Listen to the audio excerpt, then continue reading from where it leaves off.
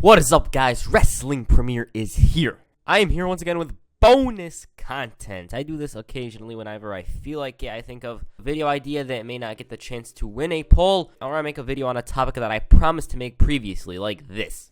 WrestleMania 14. For the millionth time, I'm just gonna say it. I've wanted to make this for a while. I always thought this was the most important main event in WrestleMania history, bar WrestleMania 1 and WrestleMania 3. Because if Shawn refused to lay down and they actually went through with it, then he may have prevented the rise of Austin, and most importantly, ruined the Attitude Era. Like, he was pretty hard to deal with during this time period. He was injured. He wasn't happy at all. As for Austin, this was the single most important match in his rise to the top. Bret Hart made Austin the star, and now it's time for HBK to make Austin a megastar. In this video, I cover the WrestleMania 14 main event. DX, Tyson, Austin, all that. For me to cover this one, we got to go all the way back to January 18th, 1998. But before I do, make sure you subscribe to the channel. I upload every 2 days, and yeah, it's just simple as that. Alright, right now, let's get into it. On the night of January 18th, 1998, Stone Cold Steve Austin won the Royal Rumble, and I loved the build-up for that match. Everyone despised Austin, and they were looking to eliminate him. It made for a great story, and the moment Austin came out, every single one of those competitors lined up to confront the Texas Rattlesnake. So what did he do? He decided to attack from behind. He had made an enemy out of everyone beforehand, and now it was time for him to pay the price.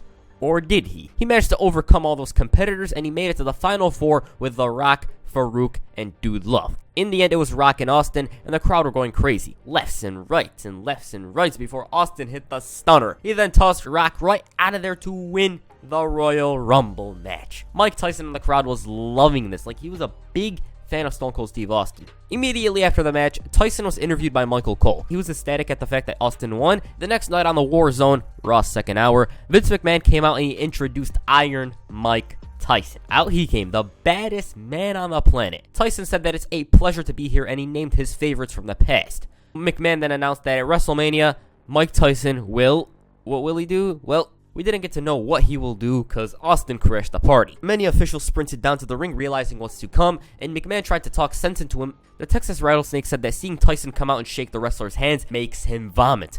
Austin said that he's respected what Tyson's done in the boxing ring, but when you step into this ring, you mess with Stone Cold. He then made it clear to Tyson that he wants a piece of his ass. He threatened Vince, who stood there worried that this was going to erupt, and Austin said that he respects what Tyson's done, but he's got his eyes locked on the world's toughest son of a... He said that Tyson doesn't have a chance against him, and if Tyson doesn't understand, here's a little sign language. Tyson, as a result of this, shoved Austin, and all hell broke loose. The WWF officials tried restraining Austin away from Tyson, and McMahon shouted that Austin's ruined the deal. As for DX, they addressed this issue the following week. Michael said that maybe it should be Austin and Tyson at WrestleMania, but Triple H thought otherwise. He motivated HBK and he wanted to see the icon in the main event. Michaels continued thinking of a way to help the Fed, and obviously it was clear what his intentions were, as you could see here. At the end of the night, Stone Cold Steve Austin came out. Austin said that Tyson pushed him in front of the world and thought he was going to get away without a little payback. He said that Tyson's going to find out firsthand that you don't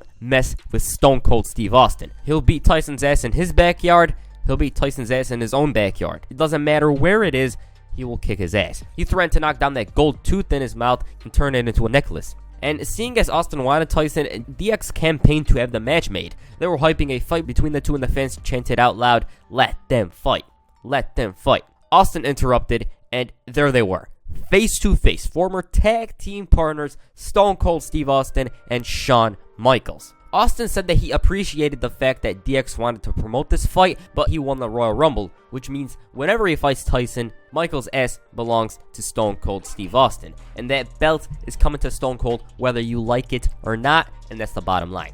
At the end of the night, HBK let Austin know that this is as close as he's gonna get to the belt. This thing was slowly building up. Like, this was the first episode of Raw these two interacted with one another. They were kept apart from, like, July, I believe. Yeah, from July all the way to February, they didn't interact one bit. On the final Raw before No Way Out in your house, Stone Cold brought out a bag to the ring. He said that he wanted a piece of HBK and he couldn't wait till In Your House. He demanded HBK bring his long-haired ass to the ring. DX, however, appeared on the Titantron and they made fun of him. Michaels said that he made the toughest SOB look like a DOG the previous week. And being the gracious World Wrestling Federation champion, he just wants Austin to give him one reason why he should come out there, and he'll gladly slap the taste out of Austin's mouth. The Texas Rattlesnake had the perfect reason for why Shawn Michaels should come down there. He had Michaels' belt. He said that he'll give it back to Michaels, but if he only asked nicely. During the night, DX scrambled to find a way to get back the title. They tried thinking of ideas and they were brainstorming, and later that night it was revealed that Tyson was going to be the enforcer for the main event of WrestleMania. They showed a recap of the press conference, and at one point, HBK during that press conference claimed that he won't lay down for anybody. And the way he said it, like, it's believable. Anyways, China enlisted the help of Los Boricuas to assist her in retrieving the gold. That plan didn't work as Austin outsmarted them. At the end of the night, DX came out to the ring and Michaels refused to wait. As a matter of fact, he said that he waits on nobody. HBK said that he's right here and he's ready to take back his gold. He then asked politely, "Get your ass out here, please." When Austin came out, he got rid of DX by using the belt as a weapon, and the New Age Outlaws came out and they surrounded Austin. All of a sudden, though, Chainsaw and Cactus came from out of nowhere, and Owen Hart appeared, and the fight was on. It was a wild ending to Raw. China retrieved the belt as Raw went off the air. Now, during the pay-per-view, however, Shawn Michaels wasn't able to compete, and so he was replaced. I believe he was still feeling the effects of the Royal Rumble casket match where he destroyed his back. So who replaced him? Savio Vega. Triple H didn't care about this, and he wanted to go out there with the Outlaws and fight those 4 men. As for the match itself, it was a fun and wild brawl. That moment Austin threw a trash can at Billy Gunn was so damn hilarious.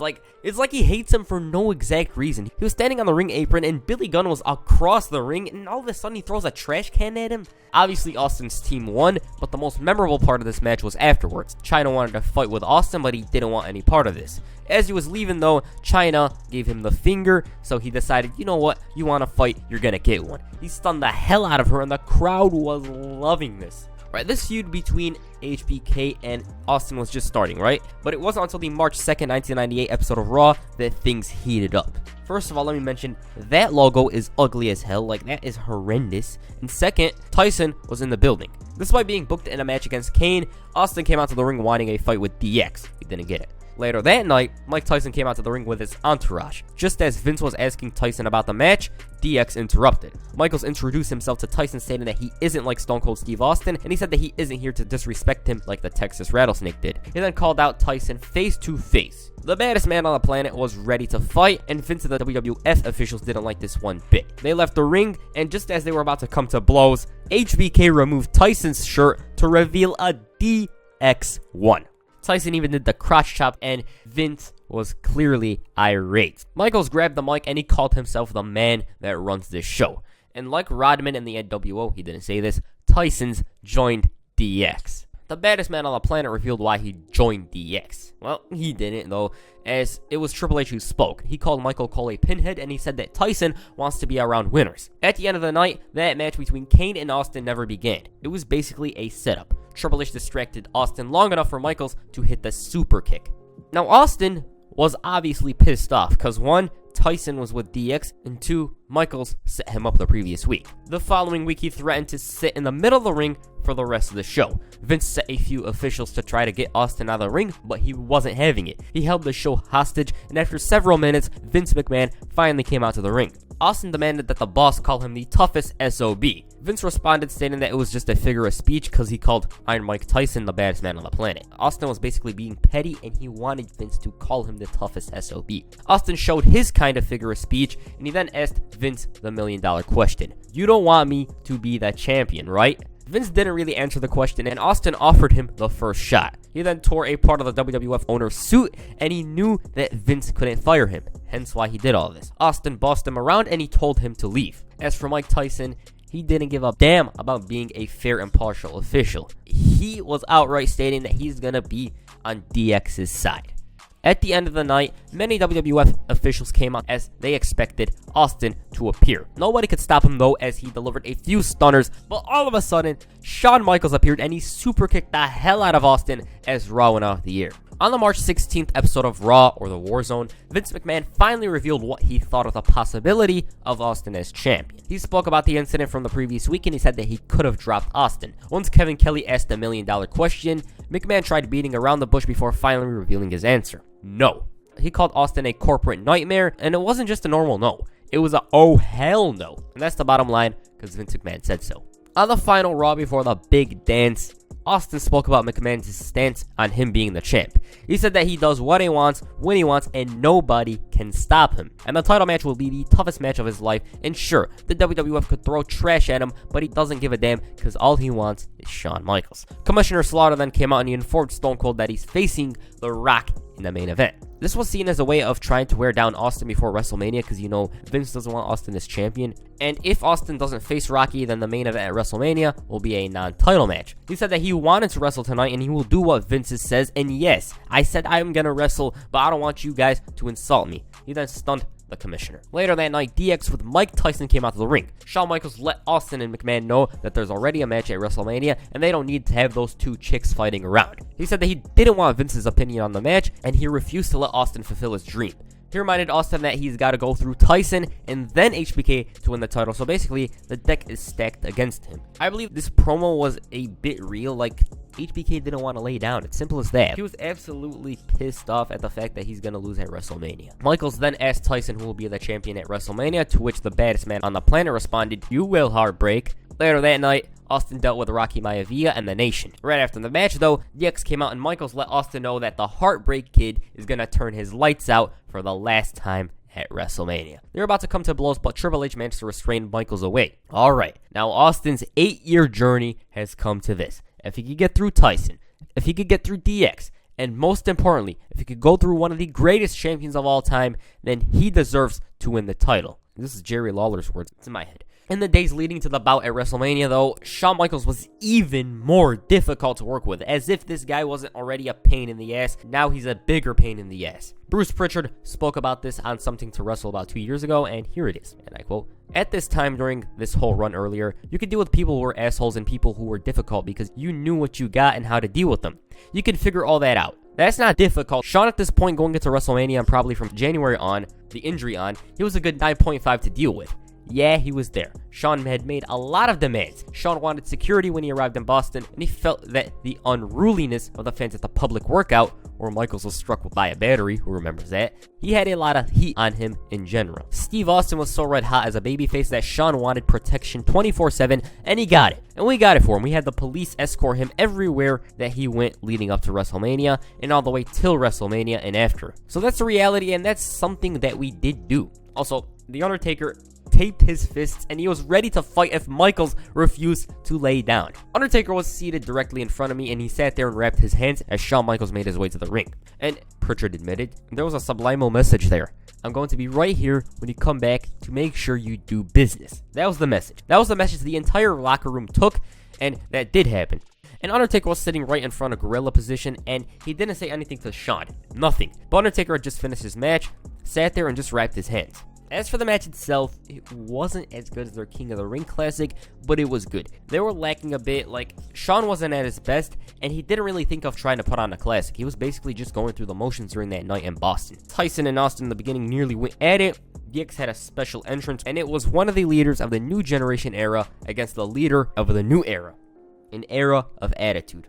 The funny part in this is the fact that JR said that Michaels is in magnificent shape. Anyways, the story of the match in the beginning was Austin basically dominated. There was a full moon in Boston, Triple H got his ass handed to him despite being ejected from the ringside area, and Michaels couldn't really get into it. Austin continued stomping a mud hole, and it took a while for HBK to get back in the game.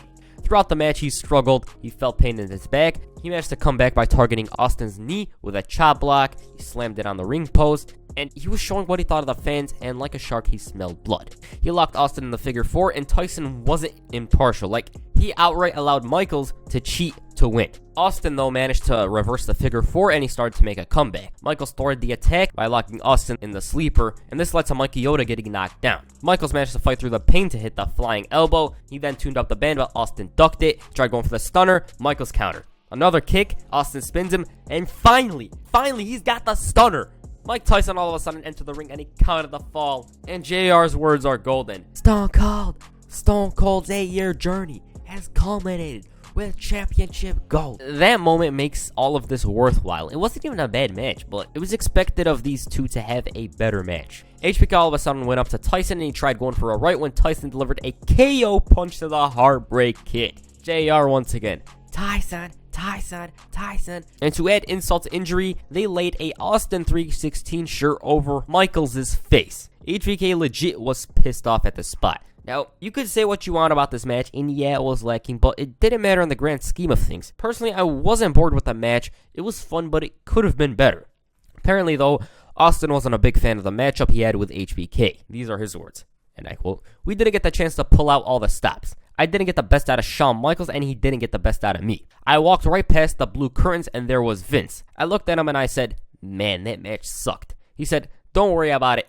It all starts fresh tomorrow. And the next day, that's where we started that campaign, the kind of Stone Cold thing with Vince McMahon, the corporate thing, and it all started working. All the pieces started falling into place. Now, I don't know if you know this, but I recently learned this about a while ago. At the post-WrestleMania press conference, Shawn Michaels threw a fit, and Shane McMahon had to listen to Michaels' grievances. He stormed off, and basically, it felt like the company moved on from him. And that's exactly what it was. Like, Shawn Michaels was no longer relevant in the WWF. I believe they didn't mention him at all the next night on Raw, and Triple H moved on. Everyone moved on from HBK. Now, was HBK missed? I don't think so. Like, by the looks of it, everyone loved Austin, and he didn't really make the fans think of HBK, but when Michaels finally returned, he was certainly welcomed. Anyways, the whole program was awesome, but you gotta wonder, what if Bret Hart was still in the company? I definitely believe that Austin was gonna finally beat him at WrestleMania 14. And that's it for this video. Like I said, this program was really entertaining. Tyson basically helped the WWE in their quest to beat WCW in the ratings. And yeah, like, this thing led to the McMahon thing, and basically it was all WWF from there on. And that's it for this video. Make sure you hit a sweet chin music on the like button, and perhaps a Stone Cold Stunner on the subscribe button. Peace. I'm out.